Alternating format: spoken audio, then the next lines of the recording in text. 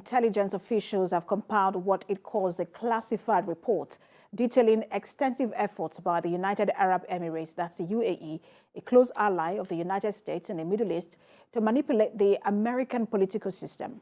The activities covered in the report described to a U.S. media by 3 people who have read it include illegal and legal attempts to steer U.S. foreign policy in ways favorable to the Arab monocracy. It also reveals the UAE's bid spanning multiple U.S. administrations to exploit the vulnerabilities in American governance, including its reliance on campaign contributions, susceptibility to powerful lobbying firms, and lax enforcement of disclosure laws intended to guard against interference by foreign governments. Now, each spoke on the condition of anonymity to discuss classified information. U.S. intelligence has previously found interference in elections and the country's political system from adversaries like Russia and China.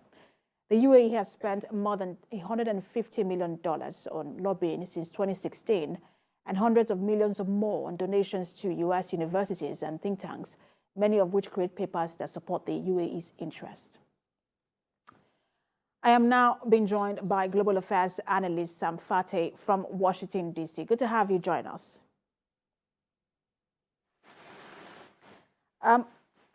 This report I found very interesting, but one also wonders, because we know that Russia and China has been accused of influence peddling in the U.S., but the UAE is largely considered an ally of the U.S. Do we know why intelligence officials were looking in that direction? If you see this first off, the report is more like a leaked report. I believe that they were probably trying to find something that exactly they did not land, but what the report reveals is not more of a threat to American democracy per se, as they will consider if it's Russia or China try to influence American politics or the outcome of an election somehow. Mind you, it's political meddling and not trying to influence probably the outcome of an election. 2 entirely different things from an intelligence perspective. So here they are trying to find something, but it's more ended up more like an issue about corrupt practices within the U.S. political system than actually trying to be a threat and influence the outcome of an election. That is what the variance is over here, and that is why probably the report has never been taken to the Senate Intelligence Committee or to the National Security Council. But here it is where certain people within the U.S. intelligence community feel the need that the public needs to know this and to ensure accountability and to end the kind of corrupt practices that are within the U.S. political system. And so the report is out there, not completely the report, but the information is sort of out there, but not in full detail. When you consider the close relations between the U.S. and the UAE, and just to mention a few things, the UAE armed troops have fought alongside the U.S. troops in places like Afghanistan, Iraq, and Syria. It is the 3rd biggest purchaser of U.S. weapons, and it also houses a U.S. military personnel as well as U.S. warships in its deepwater port. Would this impact on the relations between the U.S. and the UAE? Absolutely not. It's not going to impact anything. Matter of fact, when it comes to lobbying and the amount of money that is channeled to politicians through lobbying firms, through what we call PACs, these are like super campaign funding organizations, through PAC organizations, etc., you will come to realize that it is a common practice. What needs to be done now is to identify and figure out how to properly end that, which means probably trying to look at the campaign funding laws, campaign financing laws, and try to regulate them all over again. But if you understand how the U.S. political system works, whether you're an ally or an adversary, what happens is there's a lot of money that is funded through lobbyists in order to push for certain policies or in order to convince certain lawmakers to vote and support certain bills that are coming through Congress itself, both the House and the Senate. So it's a common practice. It's a very normal practice. But can we conclude that it is a very corrupt practice? Absolutely. But the corrupt practice itself is actually legalized too. So there is a legal method that you have to use, which includes full disclosure. So you have to disclose it. When you read this particular report from WAFO, from Washington Post, you come to realize that nothing has been said where disclosure of the activities of the lobbyists have been hidden.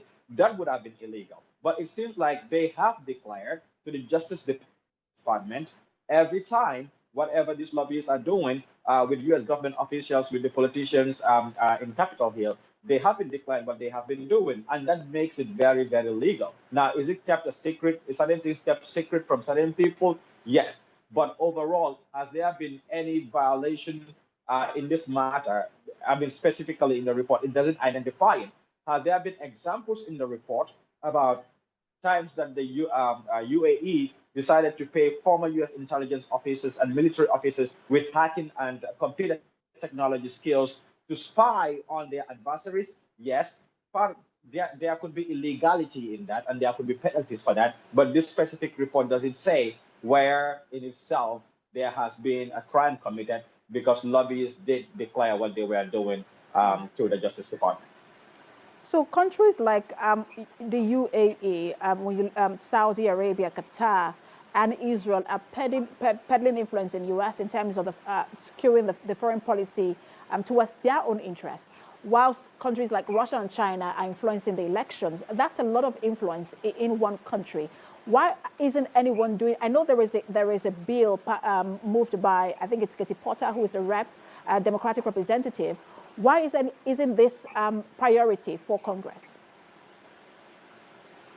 Look, the U.S. is a very powerful country, and every country that is having a relationship with the U.S. Has its own agenda. So at the end of the day, every country is fighting for its own interest. So they will do whatever is possible, even if they are friends with the U.S., in order to make sure that their interest comes first. Now, for example, the UAE and Saudi Arabia and all these other countries could even be friends because regionally they have issues with, let's say, Iran and Israel. US have interest with Israel, right? So US will not send certain amount of weapons to certain countries, right? So if UAE wants the same weapons that US would send to a lot of Arab nations, they would use their own strategy, hire lobbyists, and convince the US government to sell them these weapons. And they have been really very successful at doing that. Lobbying costs money, but it also gives you the resource that your country specifically wants, right? So they look for their interest and they fight for it. They have to pay people to do it. And these are people that have worked in high-ranking positions within the US government. Then after they retire, they create these farms, and then they have a lot of connection and network within the US government. So basically, that is exactly what they are doing. It's basically about turning the blind eye on issues of least priority and focusing on the the US would call its national interest. Thank you so much for talking to us. Global Affairs Analyst Sam Fateh.